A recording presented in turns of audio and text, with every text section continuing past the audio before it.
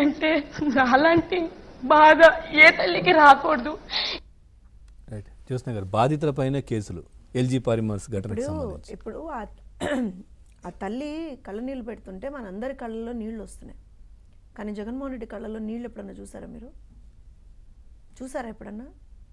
అదే బాధితుల మీద కేసులు పెట్టాడు. అవును, చెప్తోంది కదా. వాళ్ళ మీద కేసులు పెట్టి వాళ్ళని ఎంత ఇబ్బందులకు గురి చేశాడు తెలుసా? నాకు తెలిసి ఆన్ ది స్పాట్ ఎవరైతే చనిపోయారో వాళ్ళకి ₹1 కోటి ఇచ్చామని చెప్తున్నారు. అది కూడా we have to verify. Second thing ఏంటి అని అంటే, ఇంకా చాలా మందికి డబ్బులు అందలేదండి.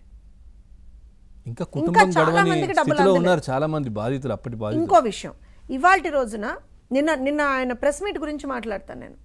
బుద్ధి లేకుండా, సిగ్గు లేకుండా, అసలు ఏమాత్రం ఇన్ఫర్మేషన్ లేకుండా నీకు మళ్ళీ ఈ మా దౌర్భాగ్యమో మరి నీ ఇదో కానీ మళ్ళీ పోయి అక్కడ పోయి నాకు ప్రతిపక్ష హోదా ఎందుకు ఇవ్వరు అని చెప్పాడు. ఇందుకే ఇవ్వాల ప్రజలు నీకు, నువ్వు యు ఆర్ నాట్ వర్త్ అనే ఇవ్వలేదు ప్రజలు. ఎందుకో చెప్తాను.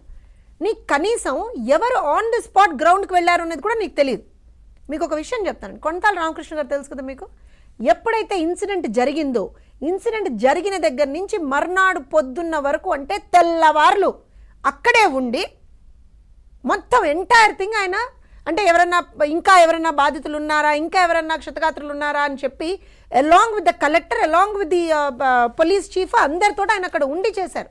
సో ఐఏఎస్లు, ఐపీఎస్లు, కన్సర్న్ ప్రజాప్రతినిధులు, ఎంపీ గారు, సీఎం రమేష్ గారు అందరూ వెళ్తే నీకు కనపడలా. ఇంకోటి, విదిన్ 12 hours రాష్ట్ర హోంశాఖ మంత్రులు అక్కడికి వెళ్ళి, అనిత గారు వెళ్ళి బేసిక్ ఫస్ట్ అసలు ఏం జరిగింది అనేటువంటి ఒక నివేదిక తీసుకున్నారు.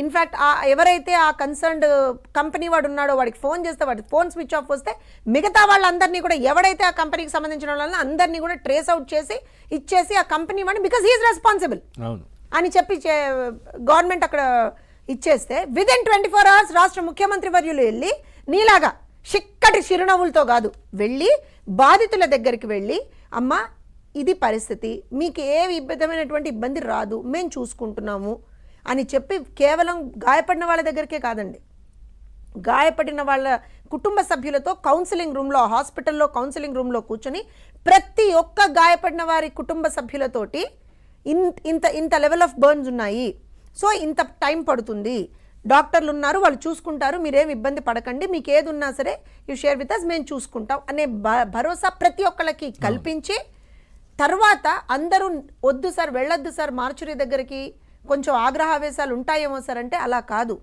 ఉంటాయ్యా, కానీ వాళ్ళ కుటుంబ సభ్యుల్ని కోల్పోయారు, మనం వెళ్ళకపోతే వాళ్ళు మన కుటుంబ సభ్యులే కదా, పోయినటువంటి వాళ్ళు కూడా, వెళ్ళకపోతే మనం మనుషులమేనా అని సార్ అక్కడికి వెళ్ళి ఆ కుటుంబ సభ్యులతో మాట్లాడి వాళ్ళకి సాంతన కలిగించి, లేదమ్మా నేను ఉన్నాను, నేను చూసుకుంటాను, ఎవడు దీన్ని చేశాడో వాడిని ఎవరిని వదిలిపెట్టేది లేదు అనే భరోసా వాళ్ళకి కల్పించి, ఖచ్చితంగా మొత్తం అంతా సార్ట్అవుట్ చేసి, ఏదైతే ప్లేస్ ఆఫ్ ఇన్సిడెన్స్ ఉందో, ఇది ఉందో, దాని యాక్సిడెంట్ సీన్ ఉందో అక్కడికి వెళ్ళి అక్కడ ఏం జరిగిందో మొత్తం కనుక్కొని అంతా చేసొచ్చి, మళ్ళీ కన్సర్న్డ్ అఫీషియల్స్, కన్సర్న్డ్ మినిస్టర్, అట్లానే ప్రజాప్రతినిధులు ఎవరైతే ఉన్నారో వాళ్ళందరితో ఒక సమీక్షా సమావేశం పెట్టి ఇవన్నీ చేశారు సార్.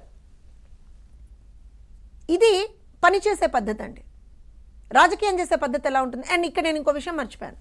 ఆయన బాధితుల దగ్గరికి వెళ్ళినప్పుడు, హాస్పిటల్లో బాధితుల దగ్గరికి వెళ్ళినప్పుడు మాస్క్ పెట్టుకున్నారు. అండ్ ఆల్సో ఎవరిని పెద్దగా దగ్గరికి రానివ్వలేదు.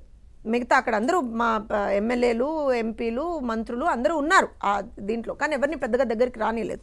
సార్ ఒక్కరు వెళ్ళి ఆ కన్సర్న్ పేషెంట్ తోటి మాట్లాడి వచ్చారు. అండ్ కాలికి కూడా ఫుట్వేర్ ఏదైతే ఐసీయూలో వేసుకోవాల్సిన అవన్నీ వేసుకుని వెళ్ళారు సార్. ఎందుకు?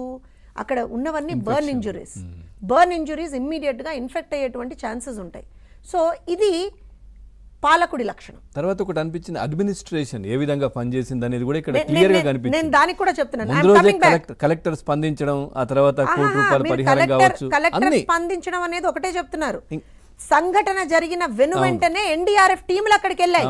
ఒక వ్యక్తిని ప్రాణాలతో బయటికి కాపాడారు. తెలుసా మీకు? నిజంగా సాల్యూట్ ది ఎన్డీఆర్ఎఫ్ టీం. అధికారుల పనితీరు నిజంగా మెచ్చుకోవాల్సినటువంటి అవసరం ఉంది. వాళ్ళ పాలకుడు ఇలా ఉంటాడండి. మీరు గమనించండి, 12 hours కన్సర్న్ మినిస్టర్ రెస్పాండ్ అవ్వడం, 24 hours ముఖ్యమంత్రి అక్కడికి వెళ్ళడం, ఎంటైర్ స్టాఫ్ అక్కడ ఉండడము, ఐఏఎస్లు, ఐపీఎస్లు, కన్సర్న్ ప్రజాప్రతినిధులు అందరూ అక్కడ ఉండడం, బాధితుల దగ్గరికి వెళ్ళినప్పుడు కూడా ఏదో వీళ్ళలాగా ఫోటో సెషన్లకు వెళ్ళడం కాదు. అది మనం వాళ్ళ దగ్గరికి వెళ్ళి వాళ్ళకి జరిగినటువంటి బాధను మనం తెలుసుకొని వాళ్ళతో ఎంపథైజ్ చేసి అట్ ద సేమ్ టైం మన వల్ల వాళ్ళకి ఇబ్బంది కలగకూడదు, అది కూడా చూసుకోవాలి. ఇది పాలకుడు రెస్పాండ్ అయ్యేటువంటి తీరు. జగన్మోహన్ రెడ్డి నిన్న చేసింది రాజకీయం. ప్రమాదాల్లో కూడా రాజకీయం వెతుక్కునేటువంటి దుర్మార్గులు వాళ్ళు. ప్రజలు మంటల్లో అక్కడ ఇదైపోతుంటే ఆ మంటలలో కూడా ఏదో ఒకటి దొరుకుతుందేమో నాకు రాజకీయం చేయడానికని వెళ్ళాడు. సిగ్గుపడాలి కదా వాళ్ళు. ఇవాళ నేనేమంటాను అనంటే ఇదే జగన్మోహన్ రెడ్డి హయాంలో, శివమోహన్ రెడ్డి హయాంలో 16 ఘటనలండి ఇండస్ట్రియల్ మిస్హాప్స్. తిరుపతి రెడ్డి గారు చాలా క్లియర్గా చెప్తారు మీకు. 16 ఘటనలు జరిగాయి, 70 మంది ప్రాణాలు కోల్పోయారు. ఎక్సెప్ట్ ఎల్జీ పాలిమర్స్ ఇష్యూలో తప్పించి ఇంకెక్కడా కూడా ఎవరికి ₹1 ప్రకటించలేదు మహానుభావుడు.